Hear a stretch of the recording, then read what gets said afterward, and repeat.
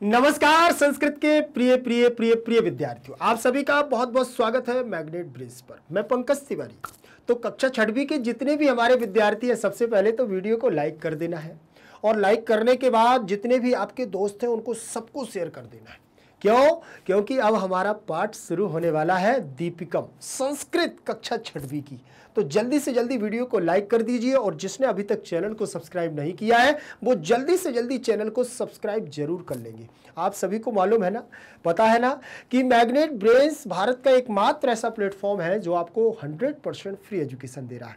100% free education का मतलब आपसे कोई भी रुपया पैसा नहीं लिया जाता है और आपको 2 प्लेटफॉर्म प्रोवाइड कराता है। एक तो मैग्नेट ब्रेंच इंग्लिश मीडियम और मैग्नेट ब्रेंच हिंदी मीडियम।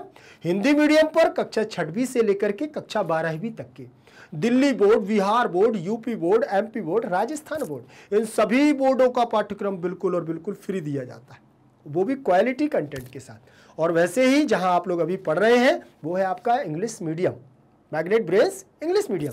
यहां पर केजी से लेकर के 12वीं क्लास तक की संपूर्ण कक्षाओं का संपूर्ण पाठ्यक्रम बिल्कुल और बिल्कुल फ्री दिया जाता है क्वालिटी कंटेंट के साथ। तो जल्दी से जल्दी आप लोगों को बस चैनल को सब्सक्राइब करना है, वीडियो को लाइक करना है।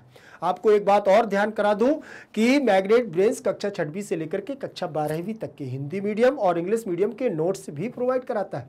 वो नोट्स जो आपकी परीक्षा में बेहतर से बेहतर नंबर लाने में आपकी मदद करेगा। तो नोट्स की जानकारी जरूर लीजिएगा, लिंक इन डिस्क्रिप्शन बॉक्स में ई नोट्स और ई बुक्स की संपूर्ण जानकारी आपको मिल जाएगी। ध्यान रखेंगे तो जल्दी से जल्दी ये पाठ जो शुरू होना है, जिसका आपको बहुत बेसब्री से इंतजार है, तो चलते हैं।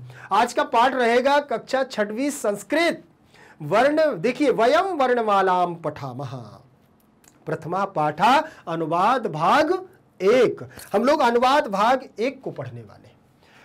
ठीक है, आप लोगों ने इसके पहले जो ओवरव्यू था वो अच्छे से देखा है कि नहीं देखा है?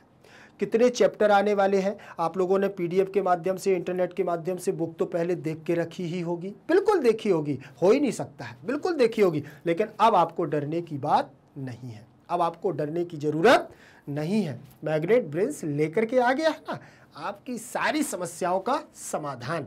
ध्यान रखना, थोड़ा सा लेट आई है तो कोई दिक्कत नहीं है, क्योंकि जब लेट वहीं से आई है तो अपन भी थोड़ा सा लेट हो गए तो बिल्कुल नो प्रॉब्लम, बिल्कुल टेंशन नहीं लेना है। क्या सब कुछ हो जाएगा, देखते चलो, चुटकियों में काम हो जाएगा। तो बस पहले पाठ पर वयम वर्णमालाम पठामः। वयम मतलब हम सब, वयम का मतलब हम सब, और वर्णमाला मतलब वर्णमाला को पढ़ा, पठामः पढ़ते हैं। हम सब क्या करेंगे? वर्णमाला को पढ़ते हैं। ठीक है ना, चलिए चलते हैं, पढ़ते हैं। ठीक, सबसे पहली आपने अगर नहीं भी देखी है बुक, अगर आपको मोबाइल पर एक साथ नहीं देख सकते, बिल्कुल चिंता नहीं करना, मैंने दोनों चीजें लिख करके दी, जो बुक में दिया हुआ है वो भी यहां लिख करके दिया, उसका हिंदी में भी आपका बिल्कुल एकदम ट्रांसलेट करके दिया। परेशान नहीं होना, यहां देखना। चलिए, सबसे पहली पंक्ति लिखी हुई है, यहां लेसन का नाम होगा जो यहां लिखा हुआ है, वयम वर्णमालाम पठामः, प्रथमा पाठा। ठीक, तो इसमें सबसे पहले लिखा हुआ है वर्णाः द्विविधाः भवन्ति स्वराः व्यंजनानि च। ध्यान से देखना, अब आप लोग बस ध्यान से देखते जाना, बड़ा मजा आएगा आपको, सारी चीजें आप सीख भी लोगे अच्छे से। ठीक, वर्णाः द्विविधाः भवन्ति, उसने क्या कह दिया? देखो मैंने नीचे लिख करके दिया कि आपको कोई परेशानी ना हो। देखो, वर्ण 2 प्रकार के होते हैं, वर्णाः द्विविधा भवन्ति, वर्ण 2 प्रकार के होते हैं, स्वराः व्यंजनानि च, स्वर और व्यंजन, स्वर और व्यंजन। वर्ण कितने प्रकार के होते हैं? 2 प्रकार के। कौन कौन से? स्वर और व्यंजन। समझ में आया? जो वर्ण, वर्ण जानते हो आप लोग, जानते हो? चलिए मैं आपको पहले बता दूं, जो आप लोग पढ़ेंगे अभी, छोटा आ, बड़ा आ, छोटी ई, बड़ी ई से लेकर के छत्रज्ञ, छत्रज्ञ, श्र। ठीक, ये पूरे छोटा बड़ा आप लोगों ने देखे ना। अब हम इनको थोड़ा अलग तरीके से पढ़ेंगे। छोटा बड़ा तो आपको सबको आते हैं ना, उनको थोड़ा अलग तरीके से पढ़ेंगे, क्योंकि अब 6th क्लास में आ गए हम लोग, केजी नर्सरी में तो है नहीं, 6th क्लास में आ गए हैं। तो इन वर्णों को अलग अलग कैसे करना है इस संस्कृत में हम लोग सब कुछ पढ़ेंगे। तो उन्होंने क्या कहा? वर्ण क्या है? ये भाषा की सबसे छोटी इकाई है वर्ण। तो वर्ण द्विविधा भवन्ति, दो प्रकार के होते हैं। कैसे, कितने प्रकार के, कमेंट में आपको देते जाना है, मैं आपसे क्वेश्चन करूंगा तो आपको देते जाना है। वर्ण दो प्रकार के होते हैं, स्वर और व्यंजन। पहला स्वर दिया हुआ है, पहला क्या दिया है, स्वर। सबसे पहले यहां देखो आपकी बुक में लिखा है स्वराणाम उच्चारणम स्वतंत्र रूपेण भवति, स्वराणाम उच्चारणम स्वतंत्र रूपेण भवति। फिर उसका देखो नीचे आपका उसका हिंदी में अनुवाद लिखा है, स्वरों का उच्चारण स्वतंत्र रूप से होता है, स्वरों का उच्चारण स्वतंत्र रूप से होता है। ठीक है ना, स्वराणाम उच्चारणम स्वतंत्र रूपेण भवति, तो स्वरों का उच्चारण स्वतंत्र रूप से होता है। हो गया। अब इसके बाद स्वराः द्विविधाः सन्ति। अब जो हमारे फर्स्ट है ना वर्ण दो प्रकार के, तो इसमें हम लोग अभी क्या पढ़ रहे हैं, केवल स्वर को पढ़ रहे हैं, अभी व्यंजन नहीं पढ़ रहे हैं। ध्यान रखना, अभी व्यंजन नहीं पढ़ रहे हैं, व्यंजन को अभी छोड़ दो, केवल स्वर के बारे में जान रहे हैं। स्वर कैसे होते हैं, स्वतंत्र होते हैं। अच्छा, जैसे आपको कोई रोके नहीं ना, जैसे किसी काम के लिए आपको रोका ना जाए तो आप स्वतंत्र हो जाते हैं, फ्री हो जाते हैं बिल्कुल। ठीक, और अगर कोई रोकने लगे तो फिर स्वतंत्र नहीं रह जाते।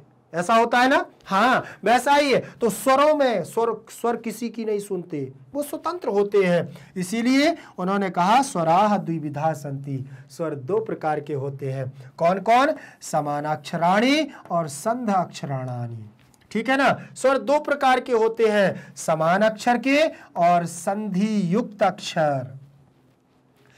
देखिए स्वर कितने प्रकार के होते हैं, दो प्रकार के। एक तो होता है समान अक्षर वाला स्वर और एक होता है संधि युक्त वाला स्वर।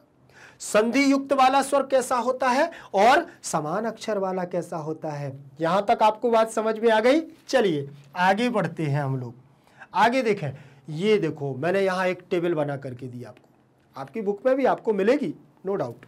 ठीक है, चलिए यहां पर लिख दिया है समान अक्षराणि समान स्वर। ठीक, समान अक्षर है जो आपके, वो समान अक्षर कौन कौन से हैं, ह्रस्व छोटे स्वर, दीर्घ बड़े स्वर।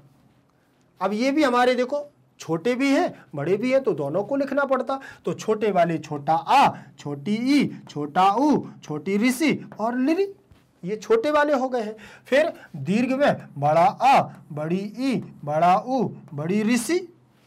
ठीक है, बड़ी ऋषि तो कोई दिक्कत नहीं। अब ये बड़ी ऋषि की जो मात्रा है ये आप ऐसे कर लेना, क्यों, क्योंकि ये बड़ी ऋषि की कभी कभी जैसे टाइप करते हैं ना तो नहीं हो पाती है। ठीक है, तो ये जो आपको इसमें कोई अंतर ना दिख रहा होगा तो मैं आपको बता रहा हूँ, इसमें क्या होता है, इसमें डबल राउंड हो जाता है ऐसे, बस ये बड़ी ऋषि बन जाती है। ठीक है, ध्यान रखना, ये कंप्यूटर में थोड़ा सा टाइप करने में समस्या जाती है, कहीं कभी कभी हो भी जाती है, कभी कभी नहीं भी होती है। ठीक है, तो ध्यान रखोगे ना बेटा। ठीक, तो ये इसमें हम लोग जब देखें तो अब आपको छोटे और बड़े स्वर में अंतर समझ में आया। कैसे कैसे छोटे और बड़े, जिनको बोलते समय हम करते ना आ ई उ ऋषि लिरी, हो गया। अब जैसे हम दीर्घ स्वरों को बोलेंगे आ ई उ ऋषि, होगा कि नहीं। तो जिनमें ज्यादा वायु का प्रयोग हो, ज्यादा जोर लगाना पड़े, उसको दीर्घ स्वर कहते हैं। जिसमें कम वायु का प्रयोग होता है उसे हम छोटे स्वर कहते हैं। समझ में आ गया ना, उनको हम छोटा स्वर कहते हैं। ठीक, तो यहां पर आपको समान अक्षर समझ में आया। समान रूप से बिल्कुल सीधे सीधे जो समान होते हैं वो समान स्वर कहलाते हैं। ठीक है, ये दीर्घ और ये हमारे ह्रस्व।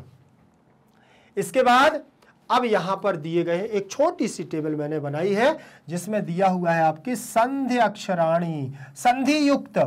संधि का मतलब होता है मिलाकर के बनने वाले अक्षर, दो अक्षरों से मिलकर के बनने वाले अक्षर हमारे संधि अक्षर होते हैं। जैसे ए, आई, ओ, औ। अब ये मिलकर के कैसे बने हैं तो वो आपको देख लेना है कि ये दो मिलकर के कैसे बने हैं।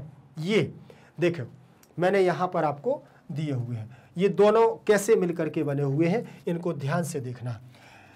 द्वयोः द्वयोः निश्चित स्वरयोः संधि द्वारा ये नवीनाम स्वर वर्णाः जायन्ते ते संध अक्षराः स्वरा भवन्ति। आपकी बुक में ऐसा लिखा। ठीक, अब इसको मैंने आपको यहाँ हिंदी में कर दिया। आप धीरे धीरे पढ़ोगे तो धीरे धीरे समझ में आ जाएगा। फर्स्ट चैप्टर है तो आपको लग रहा होगा कि पता नहीं कैसी संस्कृत की बुक आ गई है, समझ में नहीं आ रहा है। सब कुछ समझ में आएगा। मैं आपको सारी चीज़ें समझाऊंगा। मैग्नेट ब्रेन्स आपके लिए बैठा है, सारी चीज़ें। ठीक है, देखिए कैसे कोई आपकी बुक मार्केट में नहीं है, कैसे फिर भी आपके लिए आ गई ना, आ जाएगी। ठीक है ना, बिल्कुल ध्यान रखना। क्या लिखा है?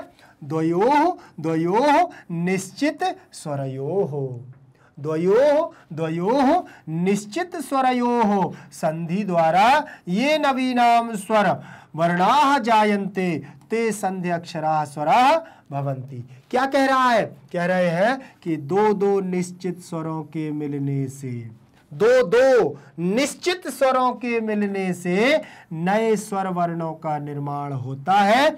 यही संधि युक्त स्वर होते हैं।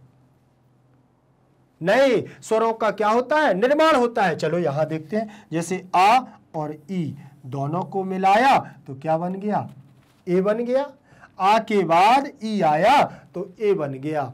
और यहां देखो, आ के बाद ए आया तो आई बन गया। यहां आ के बाद ऊ आया तो यहां ओ बन गया। यहां आ के बाद ओ आया तो यहां औ बन गया। बन गया कि नहीं बन गया? तो इसमें आपको ये बिल्कुल आराम से, आपकी बुक में भी दिए हुए हैं, आपको परेशान नहीं होना, बिल्कुल आराम से। ठीक, मैं आपको ध्यान रखना है कि ये जो हिंदी में लिख करके दिया जा रहा ना, इससे आपको पूरी हेल्प मिल जाएगी। ठीक, फिर इसके बाद अब चलते हैं हम आगे। आगे उन्होंने क्या दिया, बहुत सुंदर तरीके से आप इसको देखिएगा। उन्होंने क्या कहा?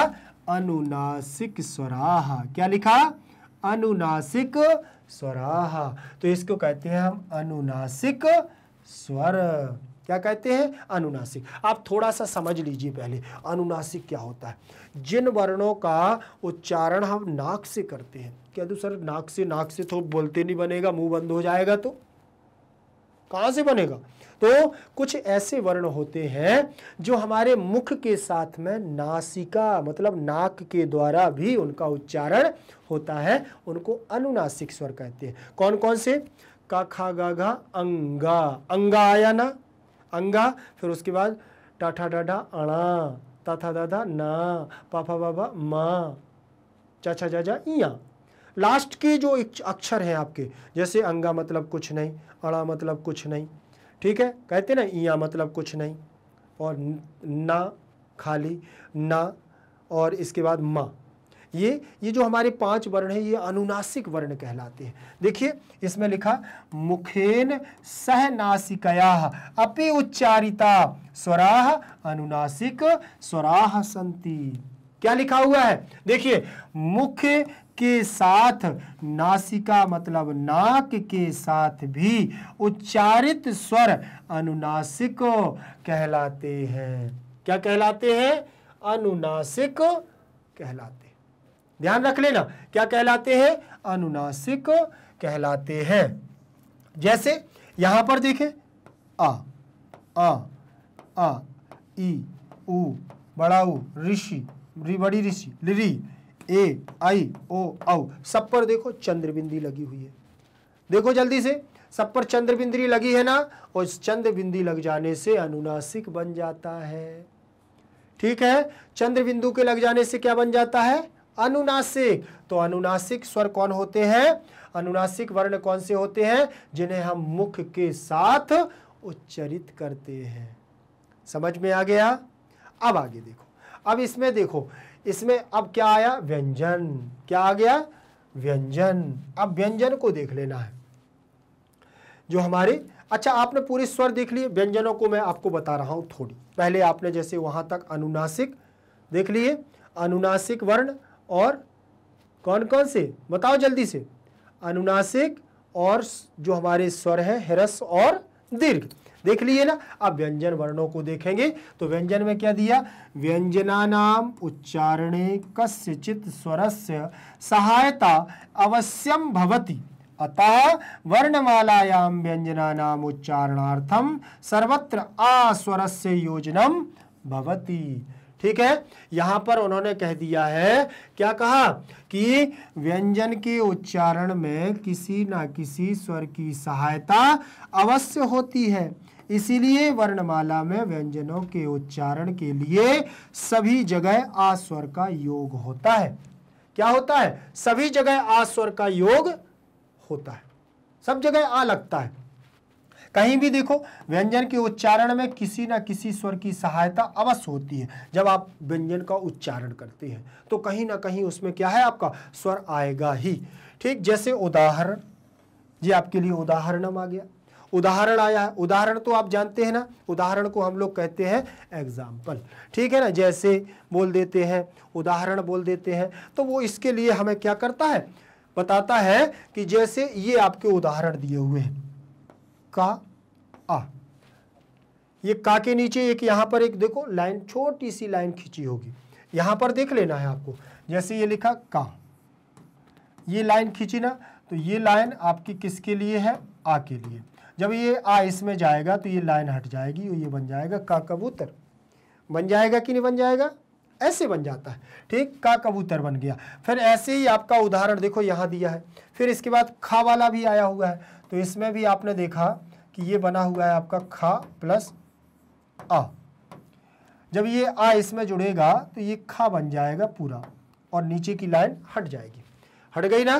फिर ऐसे ही आपको देखो इसमें गा वाले में दिया हुआ है, तो इसमें भी आपको क्या करना है, गा प्लस आ, दोनों को मिलाओगे तो आपका गा बन जाएगा, नीचे की हलंत हट जाएगी।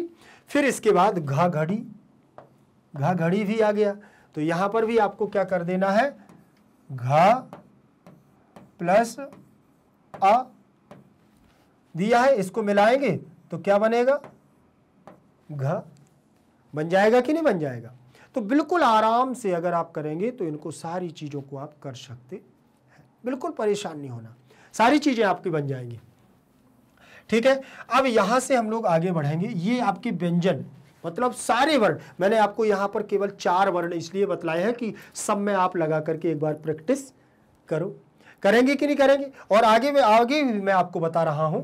जैसे यहां पर क्या दिया गया है, ये लिखा हुआ है, देखिए, अत्र व्यंजनम केवलम का खा गा घा इत्येव अस्ति। यहां पर तो केवल और केवल क्या दिए गए हैं, आपको का खा गा आदि ही दिए गए हैं। यहां केवल व्यंजन वर्ण दिए गए हैं, का खा गा घा आदि, यहां केवल व्यंजन वर्ण दिए गए। अत्र आस्वरः केवलम उच्चारणम योजितः अस्ति। यहां पर आस्वर केवल उच्चारण के लिए मिलाया जाता है। आ किसके लिए मिलाया जाता है? केवल बोलने के लिए, क्योंकि जब इसमें आ नहीं होगा तो बिना आ के तो हम कोई वर्ण बोल नहीं पाएंगे। का आप बोल के दिखाओ, का आ निकल रहा है ना लास्ट में, का में आ निकला, खा आ निकल रहा है लास्ट में, गा आ रहा है ना, घा आ रहा है, तो सब में आ आता है ना। इसीलिए ये केवल जो आ लगा हुआ है सबके साथ में, ये केवल उच्चारण के लिए लगाया जाता है। फिर इसके बाद व्यंजना नाम चत्वारा भेदाः सन्ति।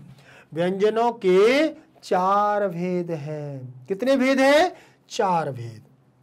व्यंजनों के कितने भेद हैं? 4 भेद हैं। ध्यान रखना।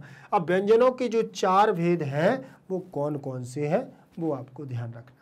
ठीक है, यहां से बहुत अच्छे से आप देखना, सारी चीजें आपसे बन जाएंगी।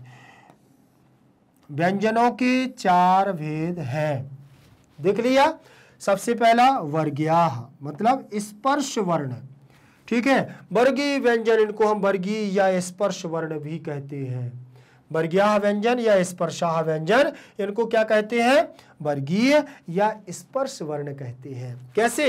ये लिखा जैसे का, चा, टा, ता, पा, तो इनको वर्गः वर्गः वर्गः वर्गः वर्ग, इनको वर्ग के रूप में आप लिख सकते हो। यहां देखो विसर्ग हटाओगे तो हिंदी में हो जाएगा वर्ग वर्ग वर्ग वर्ग वर्ग हो जाएगा। ठीक है, ये आपके वर्ग हो गए। अब इनको जब बनाएंगे तो का वर्ग में कौन कौन से अक्षर आ जाएंगे? का, खा, गा, घा, अंगा, चा, छा, जा, झा, इया, टा, ठा, डा, ढा, अणा, ता, था, दा, धा, ना, पा, फा, बा, भा, मा। आ गया ना, आप लोगों ने पढ़े थे ना, ये सब आ रहे हैं ना आपको। बस इनका डिवाइडेशन आपको इनको अलग अलग करना है कि कैसे। ये आपके व्यंजन है और ऊपर के छोटा आ, बड़ा आ, छोटी ई, बड़ी ई, छोटा ऊ, बड़ा ऊ, ऋषि, लिरी, ए, आई, ओ, औ, ये आपके स्वर हैं। ये आपके सब क्या है? व्यंजन है। समझ में आ गया ना? स्वर और व्यंजन, स्वर और व्यंजन। समझ में आया? तो आया है तो जल्दी से वीडियो को लाइक करो और मुझे कमेंट सेक्शन में जरूर बताना कि किस किस को समझ में आ रहा। जल्दी से बताते जाना, और जो भी ना बने तो मुझे आप बता देना कि ये सर समझ में नहीं आ रहा है, फिर से आपको बता दूंगा। ठीक, इतना आपको ध्यान रखना, ये आपको करना है और बाकी मैं यहाँ आपको सारी चीजें दे दूंगा। ठीक, तो ये समझ में आया, ये क्या है आपके व्यंजन। का, खा, गा, घा, अंगा, चा, छा, जा, झा, इया, टा, ठा, डा, डा, अणा, ता, था, दा, धा, ना, पा, फा, बा, भा, मा, का, खा, गा, गंगा, चा, छा, जा, झा, इया, टा, ठा, डा, डा, अणा, ता, था, दा, धा, ना, पा, फा, बा, भा, मा। तो ये हमारे वर्गीय व्यंजन है। इनकी संख्या कितनी होती है? 25। कितनी होती है? पंचविंशति। कितनी होती है? जल्दी से बताओ, इनको गणना करके गिनती करके बताना है। एक लाइन में अगर 5 हैं तो 5 लाइन में कितने होंगे? जल्दी से बताओ, कितने हो जाएंगे? 25। तो आपसे अगर पूछा जाएगा कि स्पर्श वर्णों की संख्या कितनी, तो आप बोलोगे 25। आपसे पूछे कि वर्गीय वर्ण कौन कौन से हैं, तो 25। और अगर हिंदी में पूछे वर्गीय और स्पर्श कितने होते, तो 25 वर्ण होते। समझ में आ गया ना? चलिए आगे। अब इसके बाद आगे देखेंगे। देखिए क्या लिखा हुआ है। वर्गीयाः स्पर्शाः व्यंजन वर्णाः स्वकीय उच्चारण स्थानानुसारेण पंचसु वर्गेषु विभक्ता भवति। ठीक, उन्होंने क्या कहा कि स्पर्श व्यंजन वर्गों का उच्चारण स्वयं के स्थान के अनुसार से 5 वर्गों में विभक्त होते हैं। जो हमारे ऊपर हम लोग 25 वर्ण पढ़ के आए हैं, तो देखो अभी मैंने बताया ना कि ये 5 वर्गों में विभक्त होते हैं। कितने वर्गों में? 5 वर्गों में बांट दिए जाते हैं। ठीक है, समझ में आ गया? तो स्पर्श व्यंजन कितने वर्गों में बंटता है? 5 वर्गों में बंटता है। ध्यान रखोगे? हाँ, अब आगे बढ़ेंगे हम लोग। इतना आपको समझ में आ गया कि नहीं बेटा? जल्दी से बताना, मुझे कमेंट सेक्शन में जरूर देना। दूसरे नंबर की बात करूं, दूसरे नंबर पर, अब दूसरे नंबर पर आएगा हमारा अंतःस्थ वर्ण। अंतःस्थ वर्ण, इसका मतलब जो अंदर स्थित है हमारे वर्ण, जो अंदर भी बैठे हैं, कुछ बाहर रहते हैं, कुछ मुंह में रहते हैं, कुछ अंदर स्थित रहते हैं, इसीलिए तो इनका नाम है अंतःस्थ वर्ण, अर्थात अंतस्थ वर्ण। इनका मतलब अंतस्थ वर्ण। कौन कौन से? या, रा, ला, वा। या, र, ल, व। कौन कौन से वर्ण हैं? ये 4 वर्ण होते हैं। कितने हैं? जल्दी से काउंट करके मुझे कमेंट में दो, कितने हैं अंतस्थ वर्ण? जल्दी से बताइए। 4। ठीक, अब यहां पर इसकी थोड़ा सा परिभाषा देख लो, क्या लिखा हुआ है। अंतःस्थः वर्णाः बहुत्र स्वर वर्णानां स्थाने जायन्ते अतः एते अर्धस्वराः इत्यपि उच्यन्ते। क्या कह रहे? कह रहे हैं कि अंतस्थ वर्ण बहुत जगह पर स्वर वर्णों के स्थान पर प्रयोग होते हैं। क्या कह रहे? कि अंतस्थ वर्ण बहुत जगह पर स्वर वर्णों के स्थान पर प्रयोग होते हैं। इन्हें अर्ध स्वर भी कहते हैं। क्या कहते हैं इनको? अर्ध स्वर भी कहते हैं। समझ में आ गया कि नहीं? इनको क्या कहते हैं? अर्ध स्वर भी कहते हैं। अब यहां पर देखना आप, अर्ध स्वर कैसे यहां पर बनते हैं। ठीक है, अब देखो यहां उन्होंने कैसे कहा। जैसे यहां लिखा है, देखिए यहां ई के बाद आ और या और आ। नहीं आया समझ में? नहीं आया? जैसे ये लिखा यदि प्लस अपि, यद्यपि। ठीक, ये आपकी बुक में लिखा हुआ है, लिखा है ना बुक में? आपको समझ में आया कि नहीं? तो ई के स्थान पर ई और आ और या और आ। तो देखिए अब यहाँ कैसे, जैसे एक आपको उदाहरण में दिया है, यहाँ ये लिखा कि या दी प्लस अपी दिया है ना, तो आप इसमें से ई को बाहर निकाल लो, या और द, इसमें से ई को आपने क्या किया, बाहर निकाल लिया, और ये अपी आपका हो जाएगा अलग। तो ई के स्थान पर क्या हो जाएगा, या हो जाएगा, तो ये दा हो जाएगा और यहाँ पर या हो जाएगा ई के स्थान पर। फिर यहाँ अपी बन जाएगा, क्या बनेगा, अपी। अब इसको मिलाओगे आप तो ये बनेगा आपका ऐसे, ये आधा, और अपी का आ जाएगा तो ये हलंत हट जाएगी। मैंने आपको पहले बताया था कि हलंत हटाने के लिए आपको आ को जोड़ना पड़ेगा। तो क्या बन गया, यद्यपि, ये आ गया ना आपका यद्यपि, आया कि नहीं आया, यहां बन जाएगा आपसे सीधा सीधा है। बहुत सरल तरीके से अगर आप ढूंढोगे तो आपसे सारी चीजें बनती जाएंगी, कहीं पर भी आपको कोई समस्या नहीं जाएगी।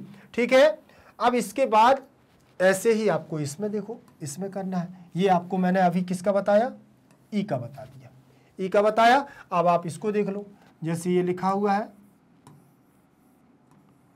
पितृ प्लस आज्ञा लिखा है, तो इसमें भी आपको क्या कर देना है, पिता, ता में से क्या निकाल लेना है, ऋषि को बाहर निकाल लेना है। ऋषि की मात्रा लगी नहीं, और आज्ञा आपको जो का त्यों लिख देना है बेटा। ठीक है, अब ऋषि के स्थान पर आपको क्या कर देना है, देखो रा आ जाएगा, ऋषि के स्थान पर क्या आ जाएगा, रा आ जाएगा। तो यहां पर आपको लिख देना है पी ता और रा, और ये आपका आ जाएगा आज्ञा। ठीक है, तो इसको मिलाओगे, ता और रा मिलकर के त्रा त्रिशूल बन जाता है, और पी आपकी इसमें जुड़ जाएगी। पीछे बड़ा आ है तो बड़ा आ की मात्रा लगा दो और ज्ञानी इसमें जोड़ दो, तो इसमें पित्राज्ञा बन जाएगा। ऐसे ये हमारे जो अंतस्थ व्यंजन है ये स्वरों के स्थान पर आते हैं। देखो यहाँ पर ये स्वर है, इसके पहले भी मैंने आपको ई के स्थान पर या लाए, वो भी स्वर था। तो स्वरों के स्थान पर आने की वजह से इनको क्या कहते हैं, अर्ध स्वर कहते हैं। क्या कहते हैं इनको, अर्ध स्वर कहते हैं। ठीक, फिर इसमें देखें लिरी प्लस आकृति, तो यहां बन गया लाकृति। तो लिरी के स्थान पर देखो क्या आ जाएगा, ला आ जाएगा। लिरी के स्थान पर क्या आ गया, ला आ गया। तो यहां आप बनाओगे ऐसे, लिरी प्लस आकृति, लिरी प्लस क्या लिख गया, आकृति, तो यहां पर ला आ जाएगा, और यहां आपका आकृति जो कहते हो रहेगा। ठीक है, इसको आ को इसमें जोड़ोगे तो ला बड़ा हो जाएगा, लाकृति, ऐसे बन जाएगा, लाकृति बन जाएगा। ये बन गया, बना कि नहीं बना। अब ऐसे ही आपको इसको बना लेना है, बहुत सरल है। इसीलिए तो इनको अंतस्थ स्वर कहते हैं, अर्ध स्वर कहते हैं। ठीक है ना, तो ऊ के स्थान पर वा आ जाएगा।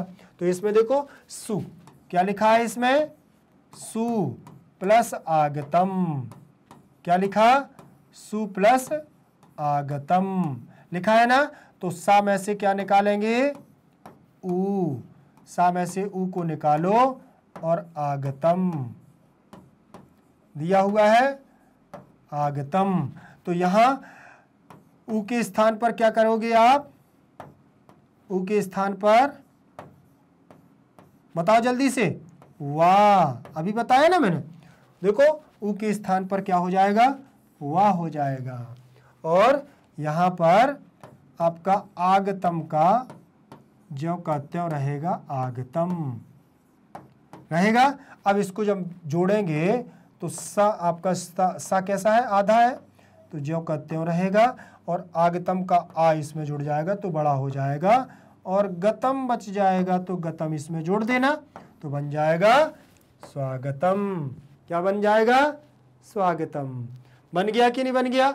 ऐसे इसीलिए इसको हम लोग क्या कहते हैं, अर्ध स्वर, क्योंकि ये स्वरों के स्थान पर आ जाते हैं। ठीक है ना। अब इसके बाद हमारे जो चलते हैं वो हमारे ऊष्म व्यंजन आ जाते हैं, ऊष्म वर्ण।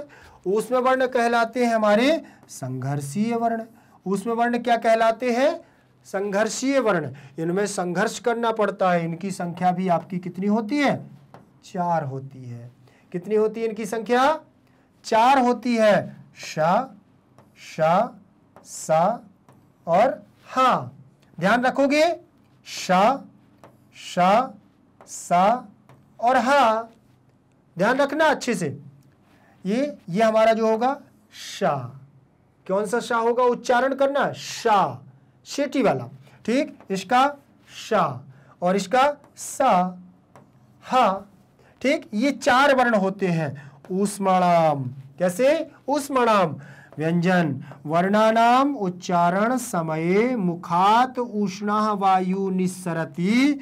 ऊष्म व्यंजन वर्णों के उच्चारण में, देखो यहाँ इसका हिंदी देखना, ऊष्म व्यंजन वर्णों के उच्चारण समय में मुख से गर्म वायु या हवा निकलती है, उसे हम कहते हैं ऊष्म व्यंजन।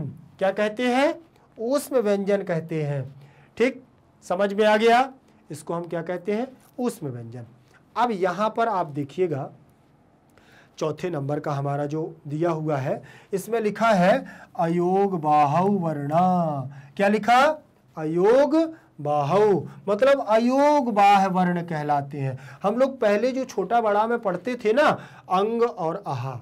क्या पढ़ते थे? अंग और आहा का, वो छोटा बड़ा, छोटी बड़ी, छोटऊ बड़ऊ, ए आई ओ औ अंग आहा। उसको अंग आहा को वहां नहीं पढ़ना, लास्ट में पढ़ना पड़ता है। किस में पढ़ना पड़ता है? लास्ट में पढ़ना पड़ता है। ठीक है, तो हम लोग यहाँ पर अयोग बाहों को लास्ट में पढ़ेंगे। ठीक है, ध्यान रखोगे, लास्ट में पढ़ेंगे अंग और आहा। तो अयोग बाह में विशिष्ट व्यंजन वर्ण अस्ति, अत्र उच्चारणार्थम स्वरस्य संयोजनम पूर्वम भवति नातु पश्चात, अत्र दो अयोग बाहौ स्तः। ऐसा आपकी बुक में लिखा है। ठीक है, अब आप यहां से जाने, अयोग बाह विशिष्ट व्यंजन होते हैं, विशिष्ट व्यंजन वर्ण होते हैं। यहां उच्चारण के लिए स्वर का संयोजन पहले होता है। इसके उच्चारण के लिए स्वर का संयोजन पहले होता है, ना कि बाद में। यहां 2 अयोग बाह होते हैं। यहां 2 अयोग बाह होते हैं हमारी वर्णमाला में। कौन कौन? एक अंग और एक आहा। ठीक, तो अंग के लिए पहले आ आएगा, बाद में बिंदु आएगी, बाद में बिंदी आएगी, तो पहले स्वर आ गया ना, इसीलिए उसने कहा कि यहां पहले होता है किसका? स्वर का, और बाद में होता है हमारे अनुस्वार का। तो अनुस्वार, अनुस्वार। इसमें अंग आहा, आहा बनता है ना, जो ये आहा बनता है। कैसे? आ पहले आ जाएगा, विसर्ग बाद में आएगा, तो विसर्गः। इसको हम विसर्ग कहते हैं। इसलिए अयोग बाहों के यहाँ पर कितने नाम दिए गए हैं? अयोग बाहों के 2 नाम दिए गए हैं, अंग और आहा। बताओ जल्दी से, यहां आपको आ रहा है कि नहीं? ये समझ में आया? देखो, जब आ के ऊपर बिंदी रख देते हैं तो ये अनुस्वार बन जाता है, और जब आ के बाद 2 बिंदु रख देते हैं तो ये विसर्ग बन जाता है। समझ में आ गया? बहुत अच्छे से आ जाएगा, कोई दिक्कत नहीं है। और आगे चले, फिर इसमें देखें क्या कहा उन्होंने कि व्यंजनैः सह सर्वेषाम् अपि स्वराणाम संयोजनम भवति। व्यंजनों के साथ सभी स्वरों का भी योग होता है। सारे व्यंजन वर्णों, जितने भी व्यंजन वर्ण है, क्योंकि बिना स्वरों के तो व्यंजन चल ही नहीं सकता है। बिल्कुल उसमें तो स्वर होगा। देखना, जैसे आप ये का, तो इसमें आ गया है। ठीक है, जैसे आपने यहीं पर बोल दिया है बड़ा का, तो इसमें बड़ा आ जाएगा। आपने छोटी की बोल दी तो इसमें छोटी ई आ गई। ये सब स्वर तो है, बिना स्वरों के तो कुछ बन ही नहीं सकता है। ठीक है, फिर इसके बाद देखिएगा, व्यंजनैः सह स्वराणाम संयोजनेन गुणिताक्षरी भवन्ति। व्यंजनों के साथ स्वरों के संयोग से गुणित अक्षर भी होते हैं। स्वरों के साथ में गुणित अक्षर भी होते हैं। अब वो गुणित अक्षर कौन कौन से होते हैं, गुणित अक्षर भी देख लेते हैं। ठीक है, तो गुणित अक्षर आगे की क्लास में दिखाएंगे। ठीक है, आप लोग पहले इतना आज पढ़ लो।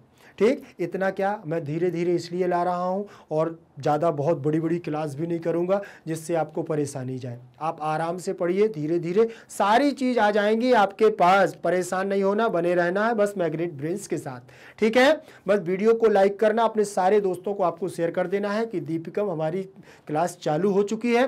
तो आपको बिल्कुल बिल्कुल टेंशन नहीं लेना है, बस वीडियो को आपको लाइक करते हुए शेयर करते जाना है। चैनल को यदि सब्सक्राइब नहीं किया तो जल्दी से जल्दी चैनल को सब्सक्राइब कर लेना। आपको ये भी मालूम है कि भारत का एकमात्र ऐसा प्लेटफॉर्म मैग्नेट ब्रेन्स है जो आपको 100% फ्री एजुकेशन दे रहा है। 100% फ्री एजुकेशन के साथ साथ मैग्नेट ब्रेन्स आपको प्रोवाइड कराता है क्या? 2 platform, magnet brains English medium और magnet brains Hindi medium. English medium पर केजी से लेकर के 12वीं क्लास तक की संपूर्ण कक्षाएं आपको दी जाती हैं बिल्कुल फ्री, और हिंदी मीडियम पर कक्षा 6वीं से लेकर के कक्षा 12वीं तक की Delhi board, Bihar board, UP board, MP board, Rajasthan board, इन सभी बोर्डों का पाठ्यक्रम बिल्कुल और बिल्कुल फ्री दिया जाता है। तो फिर देर किस बात की? चैनल को करो सब्सक्राइब, वीडियो को करो लाइक और बढ़ते चलो आगे। और एक बात ध्यान रखना कि परीक्षा के लिए नोट्स भी बेहतर से बेहतर तरीके से यहाँ से प्रोवाइड हो सकते हैं आपके पास। कक्षा 6वीं से लेकर के कक्षा 12वीं तक के नोट्स आपको मिल जाएंगे। लिंक इन डिस्क्रिप्शन बॉक्स में आप जाएंगे तो आपको मिलेंगे 2 आइकन ऐसे, ई नोट्स और ई बुक। उनकी संपूर्ण जानकारी, पूरी की पूरी जानकारी वहां से प्राप्त हो जाएगी। तो ध्यान रखिएगा, जानकारी जरूर लीजिएगा। और यदि सोशल मीडिया पर आप अन्यत्र जगह आप एक्टिव रहते हैं, जैसे Facebook, Insta, Telegram, Twitter, WhatsApp group आदि पर, तो वहां भी सर्च करिए मैग्नेट ब्रेन्स के बेहतर से बेहतर वीडियोस प्राप्त कर सकते हैं। फिर मिलेंगे अगली क्लास के साथ, तब तक के लिए बने रहिएगा मैग्नेट ब्रेन्स के साथ। जय तु संस्कृतम, जय तु भारतम।